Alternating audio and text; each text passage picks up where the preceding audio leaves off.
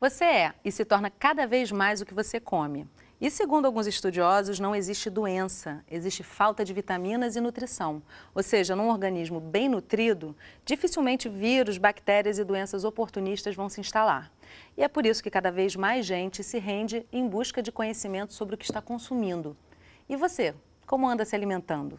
Hoje a conversa é sobre educação alimentar. Para conversar com a gente, nós convidamos Regina Celli, coordenadora do projeto Favela Orgânica, Cristiane Barros, jornalista e blogueira do Meditando na Cozinha, e Paula Estrela, que é arte educadora e mudou seus hábitos alimentares. Gente, primeiramente, muito obrigada pela presença de vocês aqui com a gente no estúdio. Paula, eu queria começar com você. Queria que você contasse rapidamente a sua história, a sua relação com a alimentação. Como é que foi e como é que está? Bem, depois dos meus 30 anos eu comecei a ter uns hábitos meio esquisitos alimentarmente, né? Principalmente com questão às saídas na noite, beber muita cerveja, petisco, e eu acabei ganhando 14 quilos em 2 anos.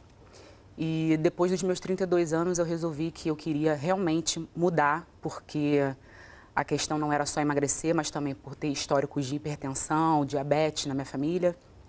E eu fui até uma nutricionista. E essa nutricionista me passou uma dieta que seria como se fosse um combo que ela faz para todas as pessoas e 2 medicamentos, né, que não tinha nenhuma explicação sobre eles. Eu fiquei um pouco assustada porque ela não me pediu nenhum exame. E assim foi, acabei que eu paguei os medicamentos chegaram na minha casa, eu resolvi não tomar nenhum deles. Resolvi pegar a dieta dela, adaptar a uma nova dieta, comecei a estudar sobre os grupos de alimentos, os vegetais, né? E substituir carne vermelha, substituir produtos industrializados. E nessa minha história eu consegui perder meus 14 quilos sozinha. Que acaba virando uma consequência natural, não um objetivo por si só. Né, Cristiane, você também tem uma história interessante com relação à alimentação e acabou se encaminhando para a Ayurveda, que prega bastante isso também, isso. Né? O foco da Ayurveda é na saúde, né? Não no tratamento de doenças, que ela também trata. Também tem ferramentas de prevenção dessas doenças, mas o foco dela é na saúde. Então, eu fiz um curso de Ayurveda, acabei agora em dezembro, e comecei em setembro. De setembro para cá, eu mudei minha vida toda. Passei a seguir a Ayurveda e mudou bastante coisa para mim. Hoje eu não saio sem o lanche para a rua, passei a levar lanche. Mudei bastante coisa, porque tem um Dinacharya na Ayurveda, que é a rotina diária. Então, passei a passar óleo no corpo, que o Ayurveda ele só usa no corpo aquilo que a gente pode comer. Óleo de coco, óleo de semente de uva. A introduzir algumas especiarias na minha alimentação, como cardamomo, o açafrão. Passei a tomar mais chá, que eu não tomava chá, muito chá. E substituí bastante coisa, porque eu também tive uma esofagite. Mas eu acho que de tudo isso que você está colocando, Cristiane, o mais importante é que você passou a se programar, né? Porque geralmente as pessoas não se programam e vão comendo conforme vão ficando desesperadas de fome e vão comer a primeira coisa que aparecer pela frente. Você conseguiu, através da Ayurveda, regredir essa questão de saúde? Conseguia. Eu tirei algumas coisas que, para mim, me atrapalhavam muito. Porque com a esofagite eu tive que cortar café, chocolate. E o chocolate me fazia muito mal. Hoje eu sou meio que um ET. Eu chego nos lugares, você não come chocolate? Não, não como chocolate. Eu fiz uma ceia de Natal ayurvédica lá em casa. E passei o Réveillon na casa de uma amiga, eu levei as minhas comidas. Todo mundo fica assim, é muito radical, porque você tem que ter um dia de, né, comer outras coisas. Não, eu sigo... Você perdeu a vontade? Eu perdi a vontade. Eu posso pegar docinho para as minhas amigas nas festas, eu vou em tudo. Eu distribuo, entrego os docinhos, mas eu não como. Tá nutrida, passou né? a não ter mais... Até essa vontade de comer doce, às vezes, é uma falta de alguma coisa. Regina, você tem um projeto incrível numa comunidade aqui no Rio de Janeiro, mas antes eu queria te fazer uma pergunta sobre formação, né? A Paula, no caso, foi procurar uma nutricionista, a Cristiane foi procurar a Ayurveda. Agora, como é que está a formação geral das pessoas que trabalham com alimentação? Como é que você vê? A formação das pessoas, elas estão... Tem muita gente procurando, né? Como se alimentar melhor, graças a Deus, porque o mundo está ditando só o que a gente tem que fazer. E a gente precisa se conhecer como pessoa, a gente precisa entender o que o nosso organismo precisa para o nosso corpo. É individual, né? É individual, não tem como eu ditar, porque se eu digo, é bom a gente aproveitar tudo, claro, mas se eu não me alimentar minha mente, meu coração, saber que o meu alimento, ele gera amor e saúde na minha vida, como é que eu vou fazer? Pois o que eu acho que a minha atitude que eu faço hoje é que vai influenciar na vida das pessoas quando ela tiver. Então explica o projeto para a gente, Favela Orgânica, o que é esse projeto? O Favela Orgânica é um projeto que trabalha com o Círculo do Alimento, que eu desenvolvi o projeto desde 2011, 24 de setembro, com R$140 dentro da minha casa. O projeto eu desenvolvi porque eu sempre quis ser uma cozinheira diferente, uma cozinheira do resgate, do amor, que a gente conseguisse ver uma casca de uma banana e ver que uma casca de uma banana dá para fazer 30 pratos ou mais, dependendo da sua criatividade de você usar a cozinha. E também para a gente também chamar as pessoas a aprender a usar os alimentos, não ter medo dos alimentos. E você tem dicas no site do projeto? Sim, tem várias receitas, tem muita coisa legal. Vou pedir para o pessoal colocar depois aqui embaixo o endereço do site para o pessoal procurar. E foi aí que eu vi a coisa que me chamou a atenção aqui foi o grande desperdício de alimentos, né, nas feiras do Rio de Janeiro. Eu cheguei com 2 horas, vi uma feira com tanto alimento e lá na Paraíba, o que a gente não comia, plantava, quem não plantava, dava para os animais domésticos, automaticamente a gente sabia gerir nosso próprio consumo. Uma cidade dessa grande, com a variedade e a quantidade de alimento que a gente tem, não tem. E cada um que tem que fazer a sua parte, né? Com certeza. Agora, antes da gente avançar, eu queria começar pelas crianças, né? Como é que a gente educa os pequenos para realmente se alimentarem bem no futuro e principalmente no presente. Então, a gente foi conversar com uma nutricionista que fala bastante desse conceito nas escolas públicas do Rio de Janeiro. Vamos ver o que ela tem para falar para a gente. A importância de trabalhar, né, a discussão das práticas alimentares e dos hábitos alimentares na escola é começar a criar um senso crítico, né? A gente escreve várias vezes ao dia, a gente faz conta várias vezes ao dia, a gente também come várias vezes ao dia. Então, é importante você formar esses cidadãos para aprenderem a ler o mundo também em relação à alimentação. Um risco que a gente tem percebido com alto consumo de alimentos ultraprocessados, como doces, guloseimas, salgadinhos de pacote, é que esses alimentos são muito ricos em açúcar e sódio, além de outros aditivos químicos. Isso está causando mudança na capacidade das crianças perceber o paladar dos alimentos. Quando a criança come uma fruta, ou come uma salada, ou come um feijão com arroz, ela começa a achar que esses alimentos estão sem gosto, sem tempero e procuram por mais sal, por mais açúcar.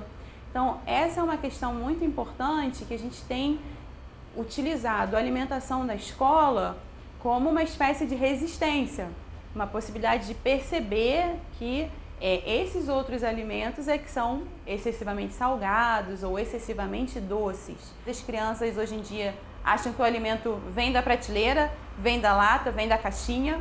Então, algumas escolas trabalham com hortas escolares, que é uma vivência muito rica para a criança perceber, plantar, colher aquele alimento, utilizar aquele alimento na alimentação escolar. É uma vivência muito importante, assim, que deixa marcas. Esse talvez o nosso maior desafio, né? O desafio de trazer preparações que sejam atraentes para as crianças e é onde a gente costuma encontrar mais resistência. Então, e também buscar variar bastante, né? Trazer bastante variedade.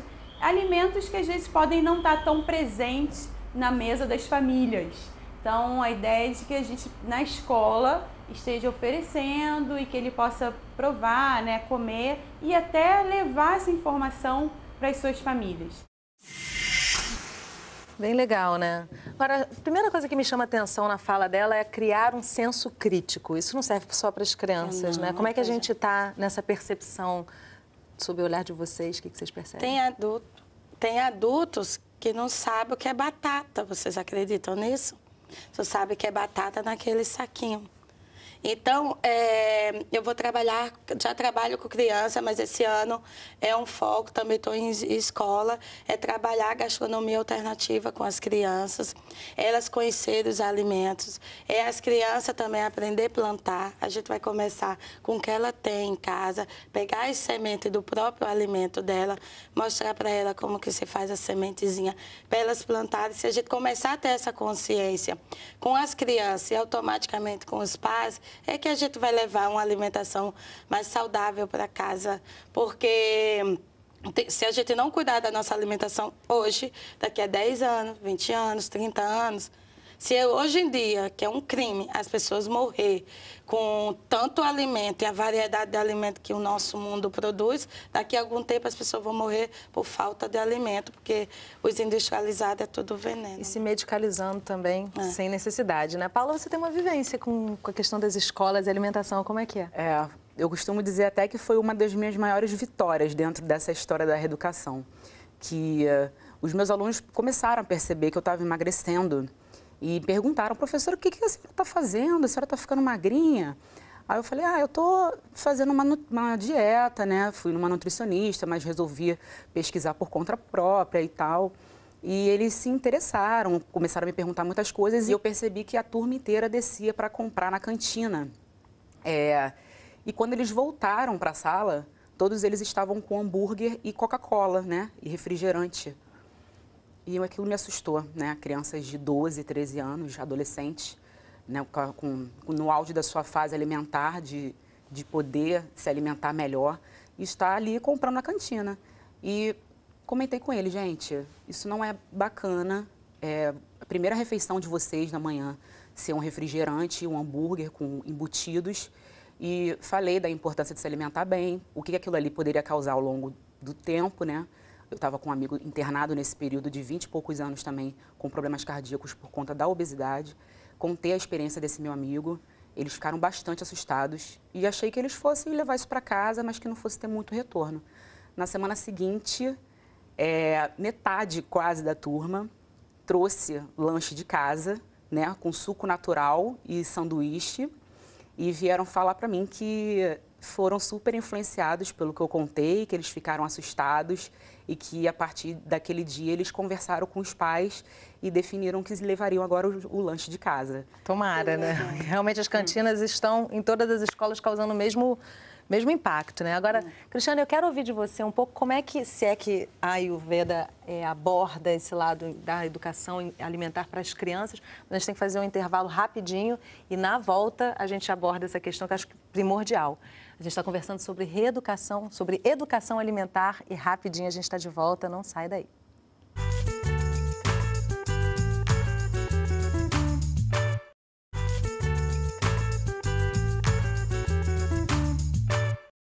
Estamos de volta conversando sobre educação alimentar. Comigo aqui no estúdio a Paula, a Regina e a Cristiane.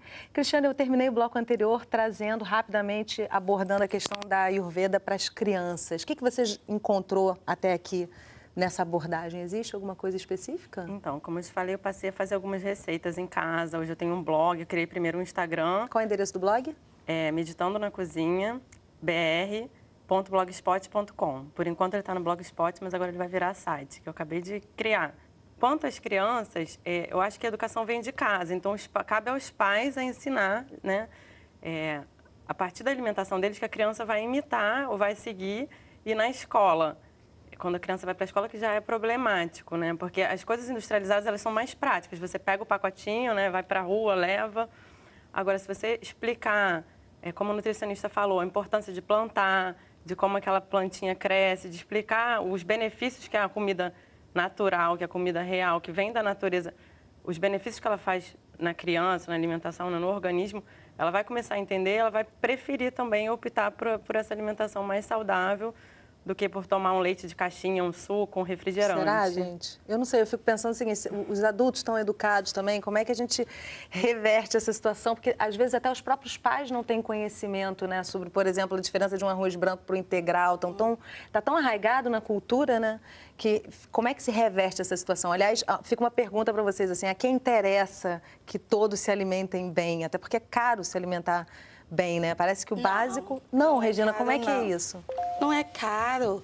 Porque se você economiza na sua casa, você aproveitando integralmente suas frutas, seus legumes... Porque, por exemplo, um brócolis, ele faz 5 pratos diferentes. Se você tem um maço de agrião, esse teu agrião vai te dar 2 ou 3 pratos diferentes. Tua banana, a tua dúzia, por exemplo, 6 dúzias, pode te dar 3 pratos diferentes. A banana se consome, o olhinho da banana faz uma farofa, um risoto, a casca da banana faz uma tapioca, faz um recheio que é mais gostoso do que shiitake. Faço, então fica saboroso. Eu não acho, isso é prova minha, que assim, faz 3 anos que eu estou trabalhando com favela orgânica, eu era empregada doméstica antes, trabalhei 11 anos numa única casa, aqui no Rio de Janeiro. Então, aí 3 anos que eu estou com um projeto, aí eu tive estafa de tanto trabalhar, era Europa, Brasil, viajando, não parava. E eu passava, às vezes, trabalhando com alimentação, passava 24 horas ou 48 horas sem comer. Aí estava retando muito líquido, aí eu fui ficando mais roliça. Aí eu tive estafa, né, com tanta coisa, aí eu digo, não, peraí, Regina, vamos primeiro tirar um tempo para você, o que é que seu corpo está precisando? Eu comecei a conversar comigo. Aí foi aí que eu fiz uma reeducação por conta própria mesmo. Escolhi os alimentos que eu gosto mais de comer. Então, se a gente faz uma economia domiciliar com nossos alimentos que a gente faz, sobra dinheiro para outras coisas. E a gente vai consumir muito mais saúde para a gente. Então, a reeducação alimentar, ela não é cara. Né? Depende de você e a gente tem que aprender a comer o que a gente pode. Agora, a Regina trabalha com culinária, né? Paula, você na sua rotina diária, como é que você se adequou? Eu me virei até bem. Muito bem. O que aconteceu? A minha ideia, na verdade, foi pesquisar nos blogs, né? Nos sites e ver algumas receitas que substituíssem, por exemplo, carne. E aí eu comecei a fazer hambúrguer de berinjela, né? Inventar outras coisas que substituíssem essa coisa de estar naquela necessidade de comer carne, né? De ter, porque a gente tem essa cultura de achar que é arroz, feijão, uma salada e carne. É cultural também, né? Todo mundo acha que a gente precisa dessa coisa no prato. E eu fui adaptando ao longo dos meus estudos. E realmente, concordo total com o que a Regina falou. A minha vida hoje se resume a hortifruti. Eu não preciso, e feira livre, eu não preciso mais ter que ir ao supermercado para fazer as minhas compras, né? Eu não uso mais molho de tomate, por exemplo, industrializado, a gente faz com tomate lá em casa mesmo. Então, todas essas coisas foram essenciais para que você se adapte, porque foi o que ela falou, tem gente que acha que a batata só existe dentro do saquinho, né? Eu tenho alunos que também achavam isso. E não, você já foi num sacolão, já foi numa feira, viu como é que aquilo ali é? Né? Então, falta um pouco dessa cultura, desse resgate das pessoas entenderem de onde vem o alimento. E qual é a funcionalidade deles também, né? E eu posso assim, afirmar que o meu custo diminuiu em 50% ou mais na minha casa em relação às compras de alimentação. Bom saber, gente. Também tem aquela frase, quem não tem tempo para cuidar da saúde vai ter que arrumar para cuidar da doença. Exatamente. Então o remédio vai sair bem mais caro do que você comprar os alimentos saudáveis e naturais. Vai se matar. E vai desenvolver uma patologia que de repente vai descobrir depois e não vai ter nem mais tratamento tão fácil, né? Vai ter que tomar remédio mesmo. Agora, Cristiane, a Ayurveda trabalha muito com a questão de uma alimentação funcional, né? A utilização dos alimentos de uma forma funcional. É fácil no seu dia a dia, ou era fácil como jornalista, hoje você trabalha muito mais por conta própria, não é isso? Isso. Fica mais fácil você se organizar nesse dia a dia. Fica. Só que eu acabei mudando totalmente o estilo de vida, porque não é só alimentação. Você tem que mudar também seu estilo de vida. Na Ayurveda fala que são um conjunto de coisas, não só alimentação. A alimentação é uma das ferramentas que a Ayurveda trata. Que tem o que você ouve, o que você pensa, que também é a sua capacidade de digestão, que é o mais importante, digerir bem. A palavra-chave da Ayurveda é digerir bem. Então, não é só alimentação. Então, o que a gente pensa, o que a gente escuta, as nossas sensações e sentimentos, eles também gera algum distúrbio, algum problema mais para frente. Então, a Ayurveda é um conjunto de coisas, a Dinacharya, que eu te falei que é a rotina diária, são um conjunto de coisas que você tem que fazer associado à alimentação. Tem o óleo no corpo, você acorda, você raspa a língua, para você tirar a toxicidade que fica, né, na língua, fica normalmente uma toxicidade. Senão as pessoas acordam, tomam, bebem água e você está engolindo aquela toxicidade, você não está eliminando. Então, tem uma série de coisas que fazem parte desse dinacharya, também com meditação. E é um universo Você de fazer uma conhecimento prática. que não se resume, né? A gente, na verdade, precisa buscar essas informações e traçando porque seu é uma próprio medicina caminho, né? milenária, é considerada uma medicina pela Organização Mundial de Saúde e já tem mais de 5.000 anos, né, na Índia. Então é bom dar uma atenção, porque com certeza não está aí à toa. Agora, a gente foi ouvir a Mariana Claudino, que é criadora é uma das criadoras de uma campanha chamada Põe no Rótulo, que é pelo acesso à informação do que se está consumindo. A gente foi ouvir a opinião dela e ela traz uma série de informações que eu acho interessante a gente ouvir. Na verdade, eu tinha curiosidade em relação à alimentação saudável, eu gostava de comer arroz integral e tal, mas eu não tinha um olhar global, assim, eu não tinha uma visão global como eu tenho hoje. Como essa noção veio para você? Assim, primeiro quando ele nasceu, porque eu passei a ter mais comida fresca em casa, na fase das sopinhas, das papinhas e dos legumes, sempre quis incluir isso. Aí eu comecei a comer mais legume porque ele comia mais legume quando era bebê. E logo depois, quando a gente confirmou que ele tinha alergia alimentar, aí a coisa realmente passou a ser muito mais presente e todo mundo hoje se alimenta muito melhor. Eu acho que as pessoas não se alimentam bem, porque, por exemplo, por que não fazer um arroz integral em vez do arroz branco? Por que não buscar um conhecimento que a cebola roxa, por exemplo, é muito mais saudável do que a cebola branca? Sabe, são pequenas coisas que você pode melhorar a sua alimentação, você pode trazer mais saúde, não só para você como para a família, e correr de obesidade, de problemas de saúde. Então, eu acho que, de modo geral, a população brasileira se alimenta... Eu nem falo da de fora, né? Porque também entra na questão dos Estados Unidos e fast food e tal, mas acho que a gente aqui come muito mal. E não procura saber como pode melhorar isso. Não é comodismo mesmo, né? A campanha, né, eu ponho no rótulo, eu acho que chama tanta atenção e eu acho que atrai tanta simpatia de todo mundo que convive com alergia ou não, porque passa muito pela questão do direito à informação, né? Eu preciso saber, no caso do Matheus, o que tem no rótulo para ver se ele pode ou não comer. E ele tem uma alergia grave. Tem crianças que têm alergias menos severas, mas também precisam dessa informação porque compromete a saúde. E quem não tem alergia tem direito a saber o que tem ali. E a partir do momento que você não tem essas informações claras, você está negando o direito à informação de uma pessoa que tem que saber o que está ingerindo, no caso dos produtos industrializados, né? E a segurança alimentar mesmo. Segurança alimentar. No caso, a Mariana, ela tem um filho que tem uma alergia, não é exatamente uma alergia, ele tem baixa tolerância à lactose. Então, na verdade, ela acabou indo buscar o conhecimento por conta disso.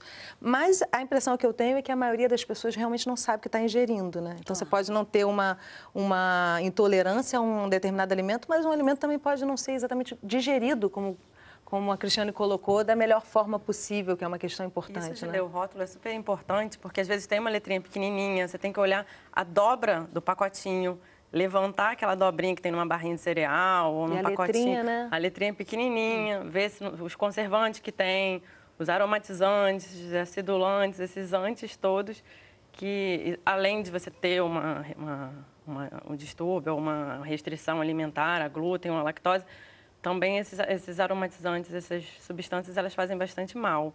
Não atrapalha, além de não ajudar, ainda atrapalha, né? Depois que você passa a ler o rótulo, eu passei a ler o rótulo, comecei a devolver tudo. Igual o que a Paula falou, eu não compro mais nada industrializado, bem difícil. Fácil, né? Outra coisa também que as pessoas não se atentam é a ordem em que os ingredientes vêm, né, nesse rótulo. Então, se você compra, por exemplo, um suco de caixinha, ele vem lá escrito água e depois açúcar, ele está querendo dizer que ele tem mais água e depois da água o que ele mais tem é açúcar, né? E depois é que vem a polpa do suco do não sei o quê, né? E aí as pessoas acreditam que aquele suco é da fruta natural e não é. Aquele suco, ele tem mais açúcar do que propriamente, né, o néctar ou a polpa, o que seja, né? E assim, é bem importante frisar isso, principalmente para as crianças que adoram levar aquele suquinho de caixinha para a escola e não sabem nem o que estão consumindo. A maioria deles tem muito açúcar. E é tão simples fazer suco em casa. Pega as polpinhas, coloca em potinhos, congela e quando for na escola, é tudo uma educação dentro de casa. É sair da onda de conforto. Como eu quero cuidar das minhas filhas e quero que ela respire num ar melhor e coma melhor, eu faço. Olha, até fecharia o programa com essa sua fala, porque eu acho que é realmente isso, é uma decisão de dedicar tempo, investir tempo também no que é de fato importante, né, Regina? Eu mesmo me eduquei, agora eu faço boxe, mesmo viajando, eu arrumo um jeitinho, pego meia hora, 1 hora para mim. As oficinas que eu dou, todo mundo, eu faço as pessoas refletirem sobre o alimento e sobre elas principalmente. Então elas fazem exercício, elas se amam, elas se entendem e elas têm que botar na prática. Dá mais energia também para você conseguir fazer tudo isso sem ficar desgastado, muito pelo contrário, né? Porque você está bem alimentado, bem nutrido, além de não ficar doente, ainda vive com mais qualidade. Um suco que é pura vitamina C, eu falo que é uma limonada suíça que eu faço com capim-limão, que é capim-cideira aqui, na Paraíba é capim-cideira, que é capim-limão e manjericão. Maravilhoso. E sabe como é que a gente chama as crianças para tomar, para fazer? Elas vêm fazer, elas fazem e elas tomam. Aí eu digo, vamos botar o amor, vamos picar isso. Vamos cortar com cuidado, que não, envolvendo as crianças para a cozinha. Que eu conheci um médico que ele é fantástico. Lugar de médico é na cozinha. Lugar dos filhos e dos pais também é na cozinha. Maravilha. Que é assim que a gente diminui, acaba com esses enlatados, se Deus quiser. Maravilha, eu ia realmente te pedir uma receita no final do programa, você já leu meus pensamentos, a gente fecha o programa com essa dica maravilhosa. Muito obrigada pela presença de vocês e eu espero que a gente tenha inspirado bastante as pessoas que estão assistindo para entrar nessa onda de se alimentar bem. Muito obrigada, 2015 é alimentação boa para todos. Ótimo, muito bom. E obrigada a você que acompanhou a gente pela internet ou por um dos nossos canais parceiros. Saber que você acompanha o nosso programa é muito bom. Eu te espero na próxima semana. Até lá!